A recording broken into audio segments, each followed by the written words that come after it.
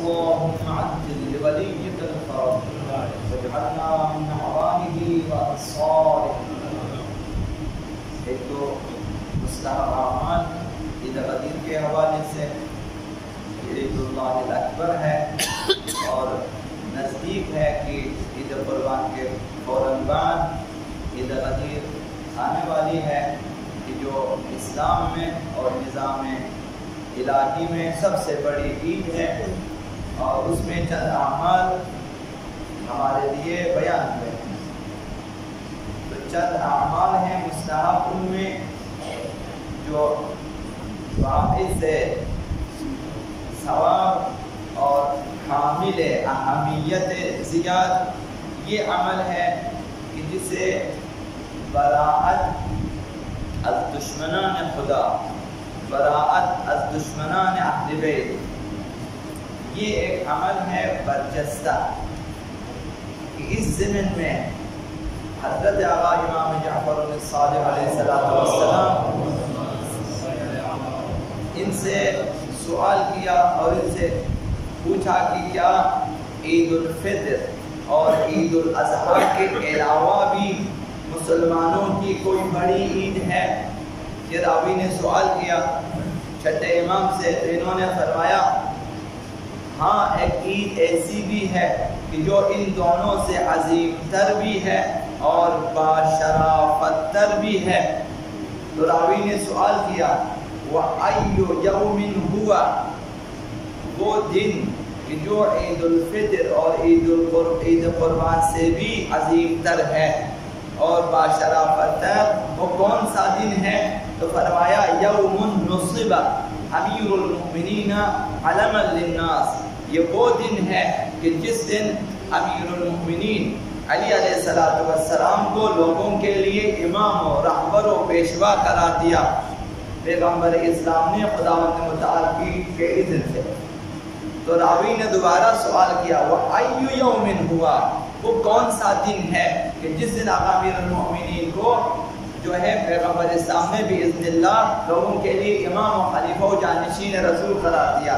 تو فرمایا یوم 18 من ذی الحجہ، وہ ماہ ذی الحجہ کی 18ویں تاریخ ہے، چھٹے امام نے فرمایا۔ تو راوی نے سوال کیا کہ وما ينبغي ان نصنع فيه، اس دن ہمیں کیا کرنا چاہیے؟ اعمال غدیر کے سلسلے میں سوال کیا کہ اگر وہ اتنی بڑی عید ہے اور تمام عیدوں سے عظیم تر ہے تو اس دن 18 ذی الحج کو ہمیں کیا کرنا چاہیے؟ قال تصومه، فرمایا اس دن روزہ رکھو، تمہیں چاہیے کہ روزہ رکھیں اس دن۔ وَتُكْثِرُ الصَّلَاةَ عَلَى مُحَمَّدٍ وَأَهْلِ بَيْتِهِ، اور کثرت سے پیغمبر اور آل پیغمبر پہ درود بھیجا کرو۔ عید غدیر کے اعمال کہ اگر ممکن ہے روزہ رکھو، اور پھر کثرت سے صبح سے شام پیغمبر اور آل پیغمبر پہ درود بھیجا کریں، جو کہ زبانی سب کو یاد ہے اور بہترین عمل ہے۔ اور فرمایا تیسرا عمل جس کی اہمیت ہے، فرمایا وَتَبَرَّأْ إِلَى اللَّهِ عَزَّ وَجَلَّ مِمَّنْ ظَلَمَهُمْ حَقَّهُمْ، ان دشمنوں سے اظہار براءت کرو، اظہار نفرت کرو جنہوں نے حق اہل بیت کے سلسلے میں اہل بیت پہ ظلم کیا۔ حق اہل بیت سب کو معلوم ہے، حق اہل بیت صرف زمین نہیں ہے، حق اہل بیت صرف مثلا میرا حق میراث وغیرہ، حق اہل بیت جو سب سے بڑا حق ہے، حق خلافت و امامت و وصایت ہے، حق حکومت ہے، حق ولایت ہے، یہ کرنے نہ دیا لوگوں نے۔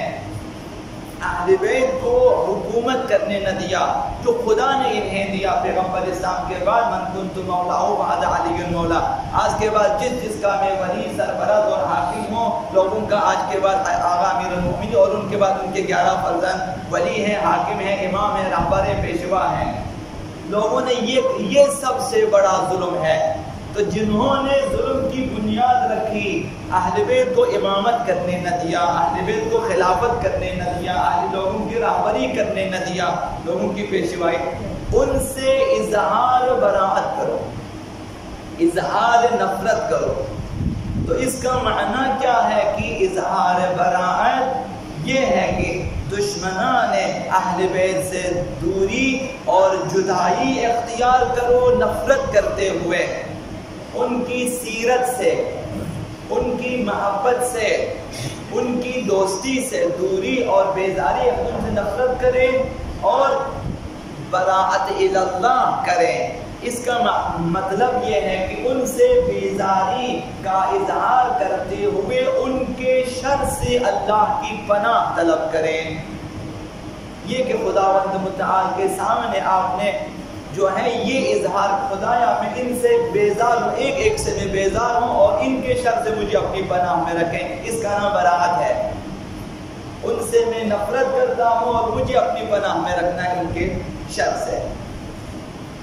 اور چوتھا جو عمل ہے عید قدیر کے دن، وہ پاکیزہ اور نیا لباس پہننا ہے۔ اہل بیت نے حکم دیا، فرمایا آقا امام صادق علیہ السلام نے فَإِذَا كَانَ صَبِيحَةُ ذَلِكَ الْيَوْمِ، جب 18 ذی الحج کی صبح ہو جائے، وَجَبَ الْغُسْلُ فِي صَدْرِ نَهَارِ، اول روز تمہیں غسل کرنا چاہیے، تمہارے لیے ضروری ہے کہ تو غسل کرے، یعنی حتماً یہ غسل انجام دے، مستحب ہے۔ اور وَأَن يَلْبَسَ الْمُؤْمِنُ أَنْظَفَ ثِيَابِهِ وَأَفْخَرَهَا، پاکیزہ ترین لباس پہنے اور فاخرہ ترین لباس پہنے۔ وہ جو مومن کے بس میں ہے کہ بہترین لباس مہیا کرے غدیر کے لیے، وہ مہیا کرے۔ آقا امیر المؤمنین کی محبت میں اور عشق اہل بیت میں اس دن پاکیزہ لباس بھی پہنے، قیمتی اور فاخرہ لباس بھی پہنے، نہ کہ نامناسب لباس، مناسب لباس ہو لیکن بہترین لباس ہونا چاہیے۔ مرحوم مرزا جواد آقا تبریزی بزرگ عارف اسلام، انہوں نے فرمایا یہ عمل مستحب موقت ہے کہ نیا لباس پہننا۔ ابھی بھی 8 دن رہتے ہیں جنہوں نے لباس نہیں بنایا، حتماً محض رضا آقا امیر المؤمنین کے لیے، محض رضا خداوند متعال کے لیے نیا لباس بنائیں کہ عید قدیر کے لیے، تاکہ مختصر سا ثبوت دے سکیں کہ مجھے عید ولایت کی خوشی ہے، کہ آپ شامل ہو جائیں، کم سے کم عید ولایت میں شریک ہو جائیں، جو تمام عیدوں سے مہم تر، عظیم تر اور باشرافت تر ہے۔